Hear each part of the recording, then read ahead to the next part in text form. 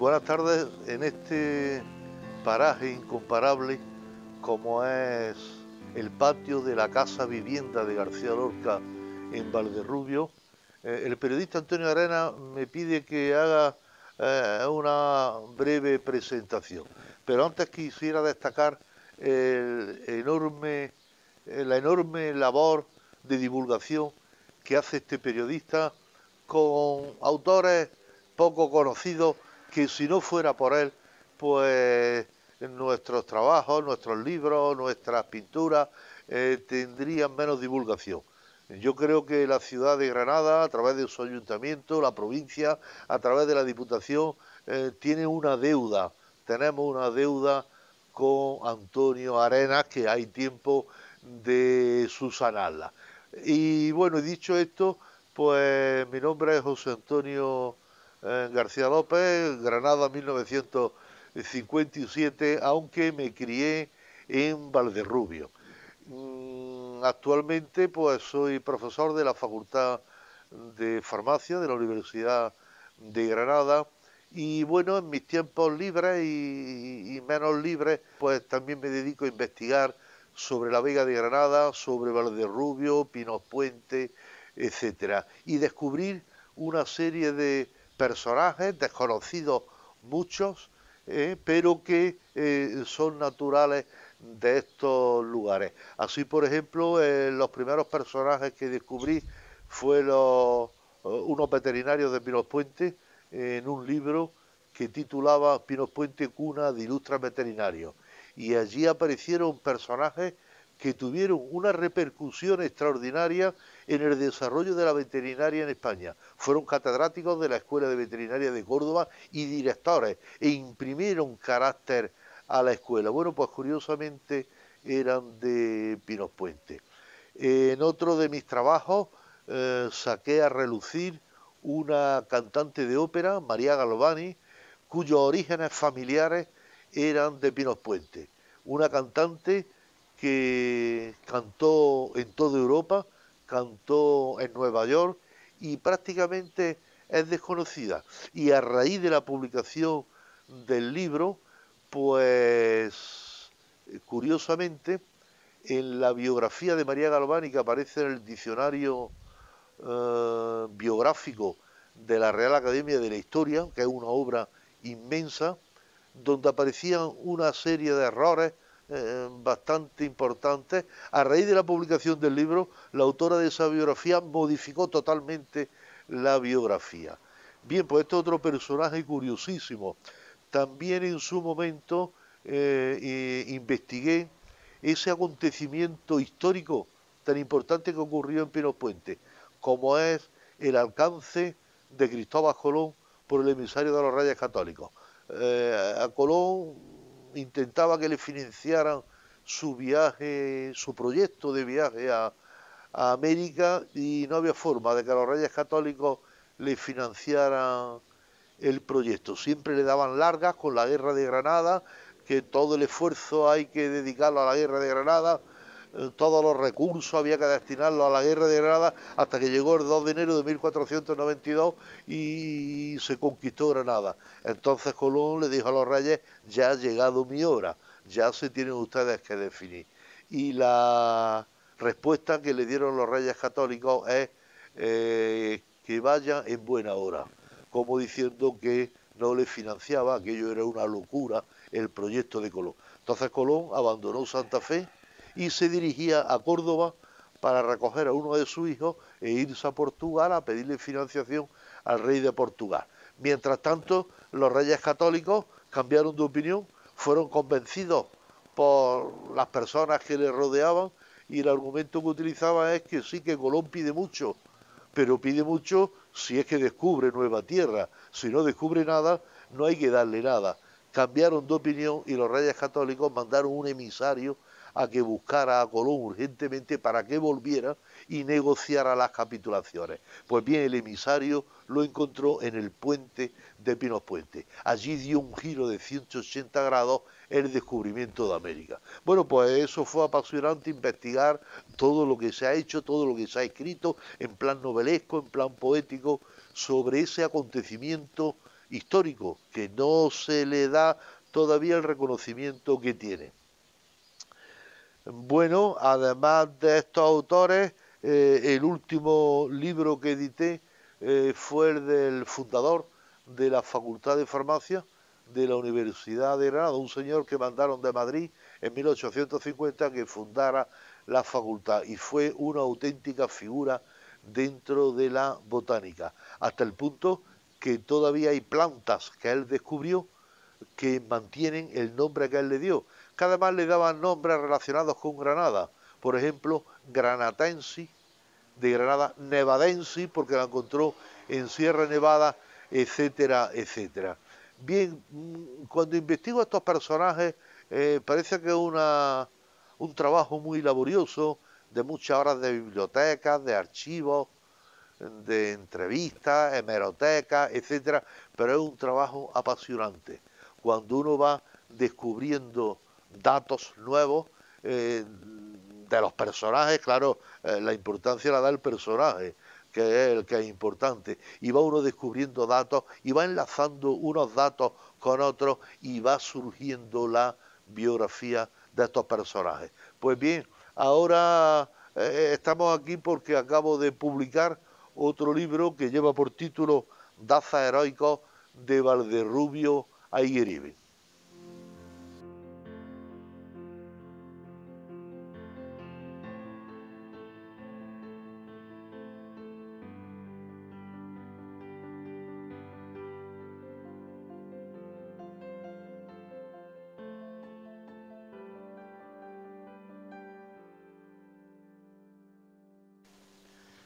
Bien, y ahora pues acabo de publicar un nuevo libro que se titula Dazas heroicos de Valderrubio a Higueribe. Este libro tiene su origen precisamente en la placa que tengo detrás, una placa que todos los niños de Valderrubio hemos visto desde pequeños, sin saber muy bien lo que significaba ni a quién estaba dedicada, y que tenía una particularidad, y era que aparecía y desaparecía por arte de magia. La razón no era otra que cuando encalaban la fachada de la casa, encalaban también la placa y desaparecía. Y con el tiempo, la lluvia, el viento, la cal se desprendía del mármol y volvía a aparecer.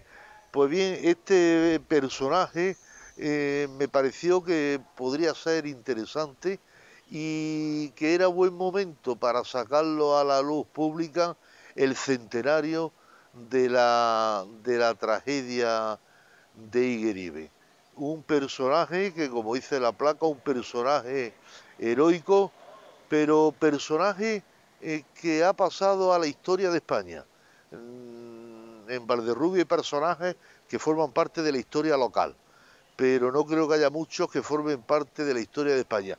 Digo que forma parte de la historia de España porque fue protagonista de un acontecimiento histórico, la tragedia de Higueribe, el preludio del desastre de Anuar, un acontecimiento histórico lo mismo que en el siglo XVI lo fueron los tercios de Flandes o la rebelión de los comuneros de Castilla, o en el siglo XIX lo fueron el 2 de mayo o los últimos de Filipinas. Me pareció que el personaje era interesante y había que sacarlo entonces a la luz pública. Pero con la particularidad de que no fue un héroe más de los 300 y pico que participaron en la tragedia de Higueribe. Fue un héroe de aquel acontecimiento que en medio de aquella situación, en medio de aquella tragedia, donde el único objetivo era la supervivencia, él fue capaz de sacar a relucir dos virtudes como eran la bondad y la caridad. Así lo reflejaron en su diario el teniente Casado, el único superviviente, el único oficial superviviente de Higueribe. Pero la bondad y la caridad no entendida como una virtud de los débiles, de personas sin carácter, sino entendida como una manifestación de inteligencia, como el ADN del corazón, como el más alto nivel de altruismo. Así lo comentaba el teniente Casado, cómo después de batirse en el parapeto, defendiendo, se dirigía a los enfermos, a los heridos, prodigándoles toda clase de consuelo, de ayuda, y cuando terminaba volvía otra vez al parapeto a batirse como un héroe. La bondad y la caridad que ejerció el, el sargento Aurelio Daza, podemos equipararla, salvando las distancias, con la actitud que mantiene hoy día fuerza del ejército español en las misiones de paz, en misiones internacionales de paz. Había más que argumentos para investigar el personaje y se inició la investigación y muy pronto en esa investigación pues surgió otra figura tan atractiva como el sargento Aurelio Daza, que era su padre, José Daza Fernández, un personaje con una vida de película, un, un jornalero autodidacta, un individuo consecuente, responsable, que si empezó de jornalero alcanzó cierto desahogo económico y ante todo un republicano convencido. Este personaje tan interesante supo rodearse de todos los personajes políticos de la época. Entabló íntima amistad con Fernando de los Ríos, con Alejandro Lerú, Eduardo Dato, el presidente de la República, Niceto Alcalá Zamora, etc. Y ideológicamente él fue evolucionando desde una postura más que radical hasta una postura más moderada. Con 50 años alcanzó el punto de sazón, un equilibrio perfecto entre contundencia, entre ironía, equilibrio, duro con las espigas, duro con las espuelas y blando con las espigas, que diría Lorca. Y al llegar la República en el año 36, empezó la prensa a llamarlo decano de los republicanos granadinos.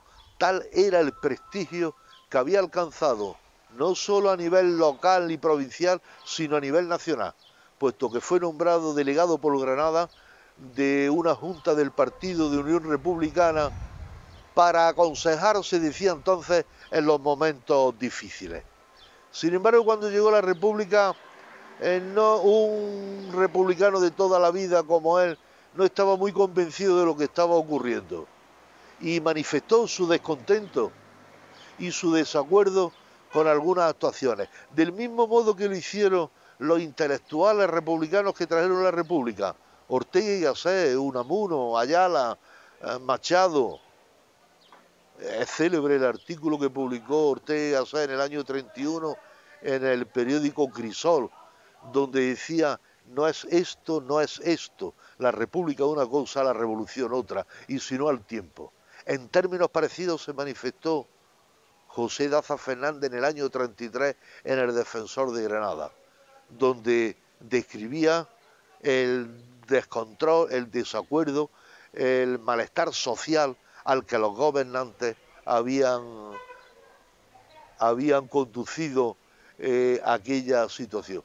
Por lo tanto, son dos personajes muy atractivos, diferentes, el uno servicial, honesto, sacrificado, y el otro, José Daza, un personaje decidido, luchador, constante, de cáscara amarga, lo definió alguien que he intentado compaginar en este libro, que ocupa 260 páginas y que no pretende más que sacar a la luz a Aurelio Daza, el sargento héroe de la tragedia de Higueribe, para que Valderrubio se una a esa cantidad de pueblos que durante estos meses están ensalzando a su hijo héroe y describiendo, recordando aquella tragedia de Higueribe de la que ahora se cumplen 100 años y por supuesto pretende que sea del agrado de todos ustedes. Incluye el libro finalmente 2 anexos en los cuales reproduzco de una parte los artículos que escribió José Daza Fernández en la prensa, porque es otro de los logros de este individuo, otra de las particularidades que lo hacen interesante. A partir del año 31 o del año 30 empezó a escribir en El Defensor de Granada una serie de artículos que los titulaba Palabras de un republicano, los peligros de la república. Y reproduzco estos 8 o 10 artículos que aparecieron publicados con objeto de que el lector se haga una idea propia de la personalidad de este individuo. Y el segundo anexo incluye una serie de artículos que se han publicado en la prensa relativos a José Daza, que demuestra la actividad que él desarrolló bajo el punto de vista político, pero también bajo el punto de vista social, económico e histórico. Y bueno, y finalmente el objetivo que pretendía fundamental con la edición de este libro es de que Valderrubio se uniera a esa cantidad de pueblos que durante estos meses están conmemorando el centenario de la tragedia de Igueríben, están celebrando actos de homenaje a su hijo caído y Valderrubio no podría quedar al margen. La publicación actual de Daza Heroicos es una autoedición que puede conseguirse en la librería Babel en Granada, en la calle San Juan de Dios. Este libro está previsto que lo presentemos el próximo viernes 25 de junio a las 8:30 de la tarde en el Salón de Plenos del Ayuntamiento de Valderrubio. En ese acto van a intervenir, evidentemente, el alcalde Antonio García Ramos y el coronel de infantería en la reserva, Alfonso Pérez. Está previsto que asistan autoridades militares y civiles de Granada y, por supuesto, pues todo el que esté interesado está invitado a este acto de presentación, el cual será retransmitido a través de las redes sociales. Sería un placer contar con vuestra presencia en este acto y, por supuesto, si aquellos que tengan a bien leer el libro, también será un placer conocer sus críticas y sus comentarios.